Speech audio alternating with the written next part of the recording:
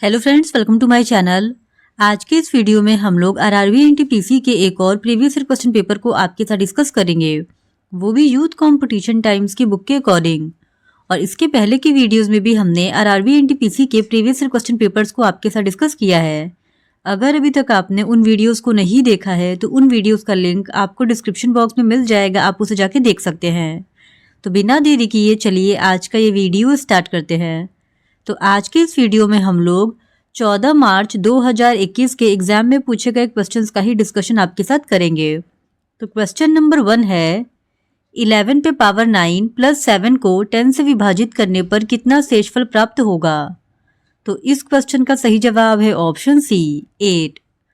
फिर question number 2, Sindhu घाटी को सोनार घाटी से जोड़ने वाली शाही सड़क का निर्माण किसने कराया था।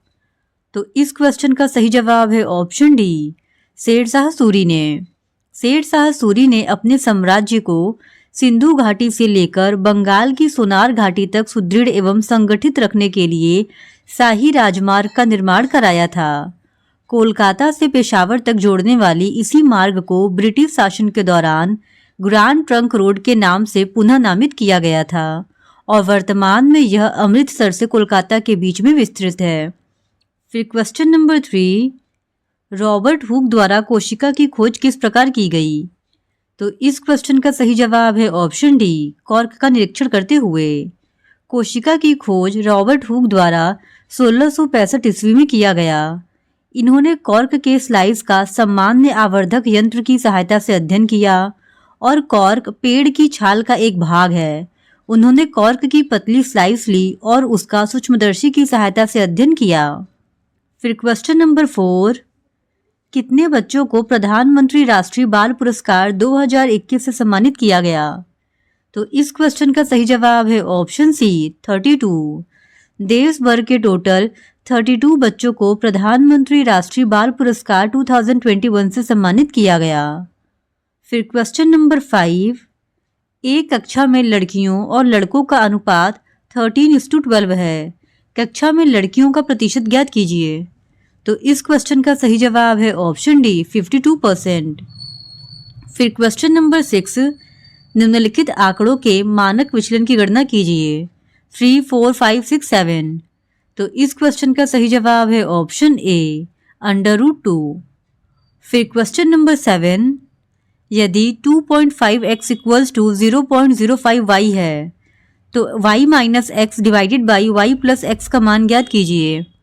तो इस क्वेश्चन का सही जवाब है ऑप्शन सी 49 डिवाइडेड बाई 51। फिर क्वेश्चन नंबर 8, यदि एक समानांतर चतुर्भुज के एक कोण का माप इसके सबसे छोटे कोण के माप के दोगुने से 12 डिग्री कम है तो समानांतर चतुर्भुज के सबसे बड़े कोण का मान ज्ञात कीजिए। तो इस क्वेश्चन का सही जवाब है ऑप्शन सी 116 डिग्री। फिर क्वेश्चन नंबर 9, निम्नलिखित में से किस ब्रिटिश नीति ने लोगों को जलियांवाला बाग अमृतसर में एकत्र होने के लिए विवश किया था। तो इस क्वेश्चन का सही जवाब है ऑप्शन ए, रॉलेट अधिनियम। जलियांवाला बाग हत्याकांड 13 अप्रैल 1919 को पंजाब के अमृतसर में हुआ था। रॉलेट एक्ट का विरोध करने के लिए एक सभा हो रही थी जिसमें जनरल डायर नामक अंग्रेज अधिकारी ने अकारण उस सभा पर गोली चलवा दी। रॉलेट एक्ट को काला कानून भी कहा जाता है और यह 18 मार्च 1919 को भारत की ब्रिटिश सरकार द्वारा भारत में उभर रहे राष्ट्रीय आंदोलन को कुचलने के उद्देश्य से निर्मित कानून था। फिर क्वेश्चन नंबर 10, संख्या 0.12464 बार को p/q के रूप में व्यक्त कीजिए। तो इस क्वेश्चन का सही जवाब है ऑप्शन डी 617/4950। फिर क्वेश्चन नंबर 11, किसी कूट भाषा में डम्बलडोर को DOREELDUMB लिखा जाता है और इंडिविजुअल को DUALIVINDI लिखा जाता है। तो उसी कूट भाषा में अपेंडिसेस को किस प्रकार लिखा जाएगा। तो इस क्वेश्चन का सही जवाब है ऑप्शन डी ICESDNAPPE। फिर क्वेश्चन नंबर 12, सामान्यतः संयुक्त राष्ट्र प्रतिवर्ष किस माह में अपनी पूर्ण महासभा का आह्वान करता है। तो इस क्वेश्चन का सही जवाब है ऑप्शन डी, सितंबर। संयुक्त राष्ट्र महासभा का मुख्यालय मैनहट्टन द्वीप न्यूयॉर्क में स्थित है और इसमें कुल 193 सदस्य देश हैं। संयुक्त राष्ट्र महासभा संयुक्त राष्ट्र के 6 अंगों में से एक है और यही केवल सर्वांगीण संस्था है जिसमें संयुक्त राष्ट्र के समस्त सदस्य राष्ट्रों का समप्रतिनिधित्व है। महासभा का नियमित अधिवेशन प्रति वर्ष सितंबर माह में होता है। फिर क्वेश्चन नंबर 13, कक्षा में प्रस्तुति के लिए कौन सा सॉफ्टवेयर अधिक उपयोगी है? तो इस क्वेश्चन का सही जवाब है ऑप्शन सी, माइक्रोसॉफ्ट पावर पॉइंट। कक्षा में प्रस्तुति के लिए माइक्रोसॉफ्ट पावर पॉइंट अधिक उपयोगी है। इसके द्वारा अपने विचारों को बताने के लिए स्लाइड्स फॉर्मेट में मल्टीमीडिया विशेषताओं जैसे फोटो, वीडियो और वॉइस के साथ open, create, edit, formatting, share, present एवं प्रिंट आदि करने का कार्य कर सकते हैं। फिर क्वेश्चन नंबर 14, अनुच्छेद 170 के अनुसार प्रत्येक राज्य की विधानसभा में सीटों की संख्या डैश से अधिक नहीं होनी चाहिए। तो इस क्वेश्चन का सही जवाब है ऑप्शन डी, 500। अनुच्छेद 170 के अनुसार प्रत्येक राज्य की विधानसभा में सीटों की संख्या अधिकतम 500 और न्यूनतम 60 से कम नहीं होनी चाहिए। फिर क्वेश्चन नंबर 15, इसका सही जवाब है ऑप्शन सी, -1। फिर क्वेश्चन नंबर 16, इसका सही जवाब है ऑप्शन बी, 280। यहाँ पे क्वेश्चन ये है कि 2 पे पावर 7 मल्टीप्लाइड बाई 3 पे पावर 4 मल्टीप्लाइड बाई 5 पे पावर 3 इंटू 7 के कितने गुणनखंड सम है? तो इस क्वेश्चन का सही जवाब हो जाएगा ऑप्शन बी, 280। फिर क्वेश्चन नंबर 17, दो अभाज्य संख्याओं x और y जहाँ x is greater than y का एलसीएम 119 है। 3y माइनस x का मान ज्ञात कीजिए। तो इस क्वेश्चन का सही जवाब हो जाएगा ऑप्शन बी, 4। फिर क्वेश्चन नंबर 18, निम्नलिखित में से कौन सा राजनीतिज्ञ कभी भी लोकसभा के सदन का नेता नहीं रहा है? तो इस क्वेश्चन का सही जवाब है ऑप्शन डी, श्री मनमोहन सिंह। पूर्व प्रधानमंत्री मनमोहन सिंह कभी भी लोकसभा के सदन के नेता नहीं रहे बल्कि राज्यसभा के सदस्य थे। फिर क्वेश्चन नंबर 19, निम्नलिखित में से किस राज्य में सड़क घनत्व सर्वाधिक है? तो इस क्वेश्चन का सही जवाब है ऑप्शन सी, केरल। सड़क घनत्व के मामले में प्रथम स्थान पर केरल तथा द्वितीय स्थान पर त्रिपुरा राज्य है। फिर क्वेश्चन नंबर 20, किस शहर में गांधी जी को चंपारण की समस्याओं के बारे में सूचित किया गया था और वहां आने के लिए आमंत्रित किया गया था? तो इस क्वेश्चन का सही जवाब है ऑप्शन सी, लखनऊ। 1916 ईस्वी में अंबिका चरण मजुमदार की अध्यक्षता में लखनऊ में कांग्रेस का वार्षिक अधिवेशन आयोजित हुआ था जिसमें गांधी जी भी उपस्थित थे। गांधी जी की मुलाकात चंपारण के एक किसान राजकुमार शुक्ल से हुई। राजकुमार शुक्ल ने उन्हें चंपारण आने का निमंत्रण दिया। गांधी जी ने भारत में अपना प्रथम सत्याग्रह कर वहां के किसानों को इन 3 कठिया पद्धति से मुक्ति प्रदान की और गांधी जी की सफलता के पश्चात ही टैगोर ने उन्हें महात्मा की उपाधि भी प्रदान की थी। फिर question number 21, global positioning system यानी जीपीएस कई उपग्रहों का एक नेटवर्क है जो लगभग डैश की ऊंचाई पर पृथ्वी की परिक्रमा करते हैं। तो इस क्वेश्चन का सही जवाब है option B, 20,000 kilometre. Global positioning system GPS कई उपग्रहों का एक नेटवर्क है जो लगभग 20,000 किलोमीटर की ऊंचाई पर पृथ्वी की परिक्रमा करते हैं और 14,000 किलोमीटर पर आवर की गति से यात्रा करते हैं। फिर क्वेश्चन नंबर 22, इनमें से कौन सी नदी दादरा और नागर हवेली में बहती है? तो इस क्वेश्चन का सही जवाब है ऑप्शन सी, दमन। गुजरात के सह्याद्री पर्वत से निकलकर अरब सागर की तरफ बहने वाली दमन गंगा नदी दादर और नागर हवेली में बहती है। यह यहाँ की सिंचाई का मुख्य स्रोत भी है और इसकी कुल लंबाई 131 किलोमीटर है। वापी और सिलवासा नगर इसी के किनारे पर बसे हुए हैं। फिर क्वेश्चन नंबर 23, उस संख्या का चयन करें जो निम्नलिखित श्रेणी में प्रश्न चिन्ह के स्थान पर आ सकती है। तो इस क्वेश्चन का सही जवाब है ऑप्शन डी, 59। यहाँ पे ये सीरीज दिया गया है और यहाँ पे क्वेश्चन मार्क की जगह 59 आएगा। फिर क्वेश्चन नंबर 24, इनमें से किस रेलवे स्टेशन को यूनेस्को के विश्व धरोहर स्थलों में शामिल किया गया है? तो इस क्वेश्चन का सही जवाब है option D, Chhatrapati Shivaji Maharaj terminus. Chhatrapati Shivaji Maharaj terminus Bharat की वाणिज्यिक राजधानी मुंबई का एक ऐतिहासिक रेलवे स्टेशन है जो मध्य रेलवे का मुख्यालय भी है। इसे 2 जुलाई 2004 को यूनेस्को द्वारा विश्व धरोहर स्थलों में शामिल किया गया था और इस स्टेशन की इमारत विक्टोरियन गोथिक शैली में बनी है। फिर क्वेश्चन नंबर 25, ए से एच तक सभी एक पंक्ति में बैठे हैं, लेकिन जरूरी नहीं है कि उसी क्रम में हो। ई बाएं से 5वें स्थान पर है और ए दाएं से 5वें स्थान पर है। बी और डी एक दूसरे के बगल में बैठे हैं।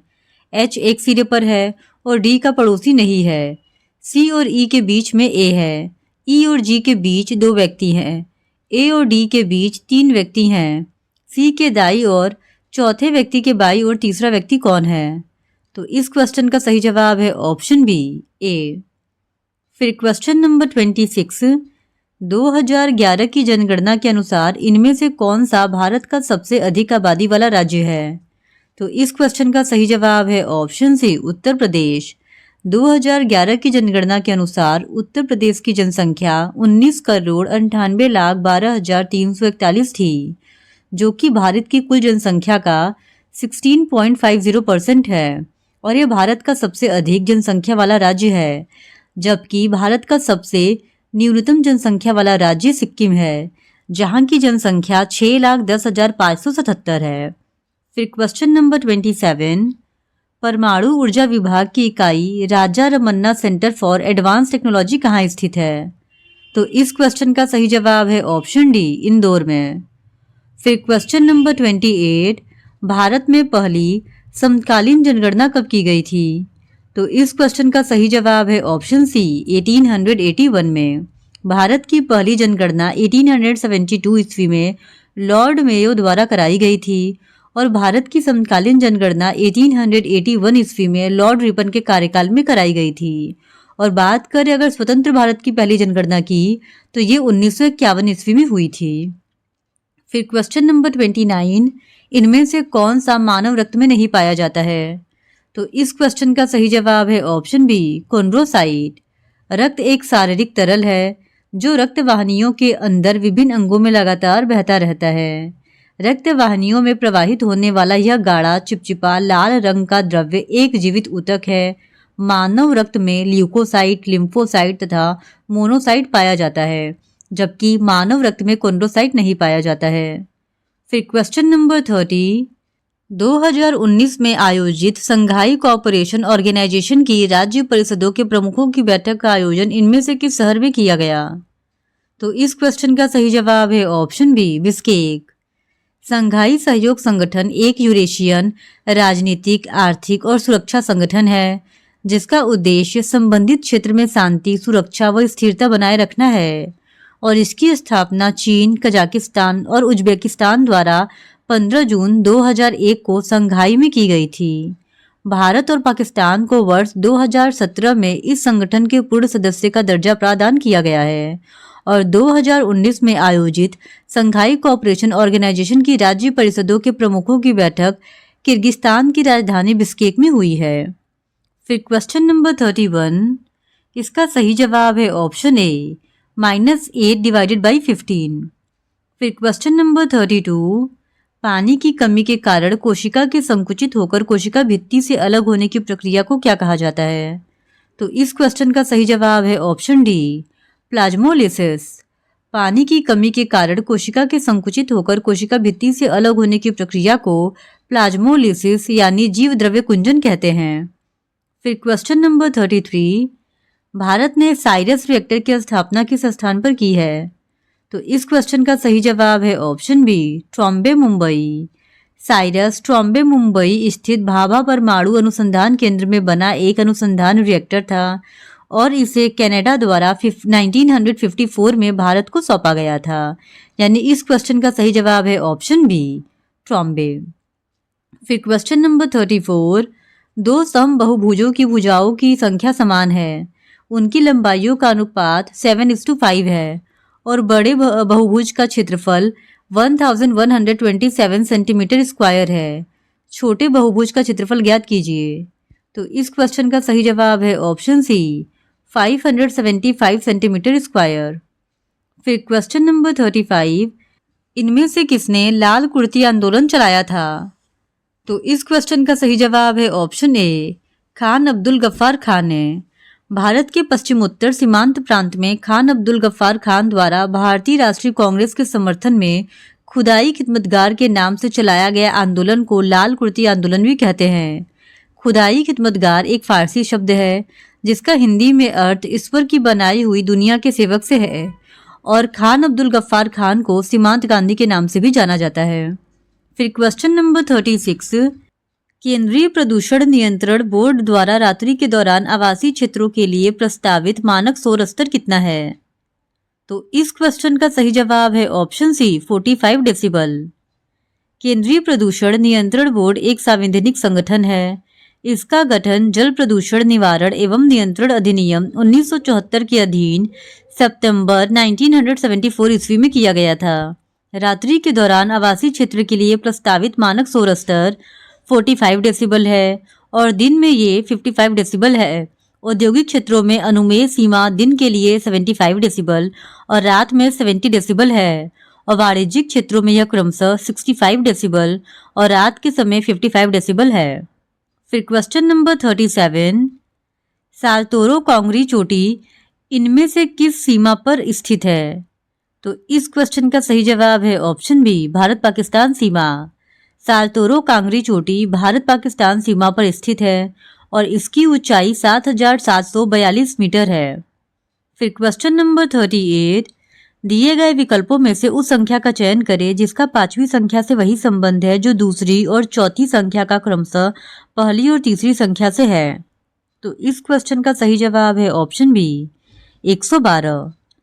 फिर क्वेश्चन नंबर 39, यदि a by B equals to B by C equals to C by D है तो B cube plus C cube plus D cube divided by A cube plus B cube plus C cube इनमें से किसके बराबर होगा?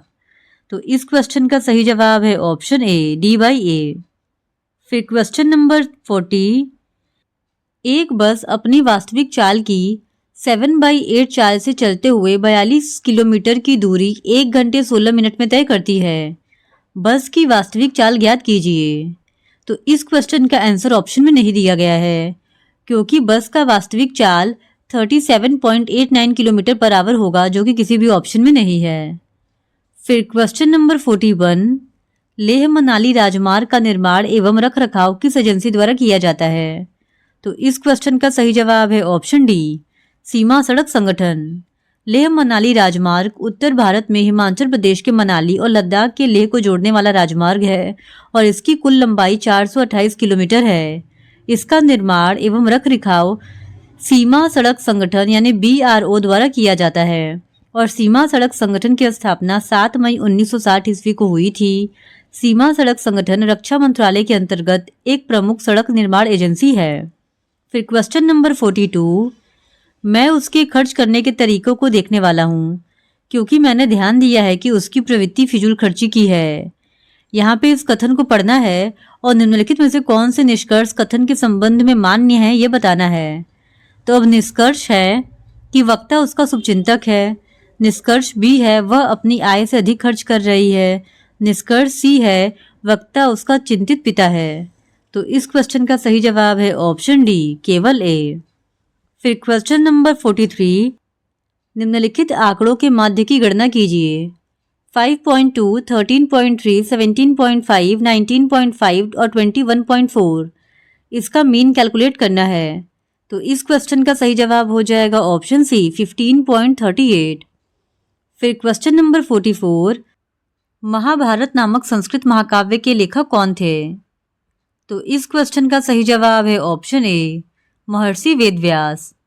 महाभारत नामक संस्कृत महाकाव्य के लेखक महर्षि वेदव्यास थे और यह संस्कृत का सबसे बड़ा ग्रंथ है जिसमें 1 लाख श्लोक हैं। इसीलिए इसे सतसाहस्त्री संहिता भी कहते हैं और महाभारत में मूलतः कौरवों और पांडवों का संघर्ष वर्णित है। फिर क्वेश्चन नंबर 45, ए और बी दोनों के वेतन का योग 4300 है। ए अपने वेतन का 95% खर्च करता है और बी अपने वेतन का 80% खर्च करता है। यदि उनकी बचत राशियां समान हैं तो ए का वेतन कितना है? तो इस क्वेश्चन का सही जवाब है ऑप्शन सी 3440 रुपीज़। फिर क्वेश्चन नंबर 46, 5 व्यक्ति ए, बी, सी, डी और ई प्रत्येक अलग अलग रंग काले, सफेद, नीले, पीले, लाल रंग की कार के साथ एक रेस में भाग ले रहे हैं। जरूरी नहीं कि इसी क्रम में हो। नीली कार रेस में सबसे आगे है और ए रेस में सबसे धीमा व्यक्ति है। जिस व्यक्ति के पास लाल कार है वह ई के ठीक पीछे है। बी के पास सफेद कार है और उसे दूसरे स्थान पर रहने के लिए सिर्फ एक व्यक्ति को पार करने की आवश्यकता है। सी डी के ठीक पीछे है, जो पीछे से दूसरे स्थान पर है। वह काली कार नहीं चला रहा है। पीली कार कौन चला रहा है और रेस में उसका स्थान कौन सा है? तो इस क्वेश्चन का सही जवाब है ऑप्शन ई। जो पीली कार है वह ई चला रहा है और रेस में उसका स्थान चौथा है। फिर क्वेश्चन नंबर 47, भारतीय रिजर्व बैंक के गवर्नर का कार्यालय कहाँ स्थित है? तो इस क्वेश्चन का सही जवाब है ऑप्शन ए, मुंबई। भारतीय रिजर्व बैंक का केंद्रीय कार्यालय प्रारंभ में कोलकाता में स्थापित किया गया था, जिसे 1937 में अस्थायी रूप से मुंबई स्थानांतरित किया गया है और आरबीआई की स्थापना 1 अप्रैल 1935 ईस्वी को हुई थी।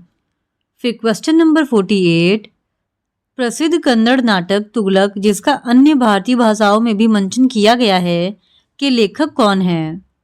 तो इस क्वेश्चन का सही जवाब है ऑप्शन बी, गिरीश कर्नाड। तुगलक गिरीश कर्नाड द्वारा लिखित 1964 का भारतीय कन्नड़ भाषा का नाटक है। 13 दृश्यों का नाटक मोहम्मद बिन तुगलक के शासनकाल के दौरान सेट किया गया है। नाटक में नायक तुगलक को महान विचारों और एक भव्य दृष्टि के रूप में चित्रित किया गया है और तुगलक नाटक का हिंदी अनुवाद प्रसिद्ध नाटककार बीवी कारित ने भी किया था। फिर क्वेश्चन नंबर 49, किन दो चिन्हों को आपस में बदलने पर दिया गया समीकरण संतुलित हो जाएगा? तो इस क्वेश्चन का सही जवाब है ऑप्शन डी, प्लस और डिवीजन को। फिर क्वेश्चन नंबर 50, उस वेन आरेख का चयन करें जो वर्णों के दिए गए समूह के बीच के संबंध को सर्वोत्तम ढंग से निरूपित करता है। पक्षी, शुतुरमुर्ग और चमगादड़। तो इस क्वेश्चन का सही जवाब है ऑप्शन बी। ऑप्शन बी का वेन डायग्राम पक्षी, शुतुरमुर्ग और चमगादड़ के बीच के संबंध को सर्वोत्तम ढंग से निरूपित करता है, क्योंकि शुतुरमुर्ग पक्षी वर्ग के अंतर्गत आता है जबकि चमगादड़ स्तनधारी वर्ग के अंतर्गत आता है। इस वजह से ऑप्शन बी इस सवाल का सही जवाब हो जाएगा। तो आज के इस वीडियो में इतना ही। बाकी के बचे हुए 50 क्वेश्चंस का डिस्कशन हम लोग इस वीडियो के नेक्स्ट पार्ट में आपके साथ करेंगे। और अगर आप आरआरबी एनटीपीसी के इसी तरह और भी प्रीवियस ईयर क्वेश्चन पेपर्स को देखना चाहते हैं तो please do subscribe to my channel and like this video. Thank you very much.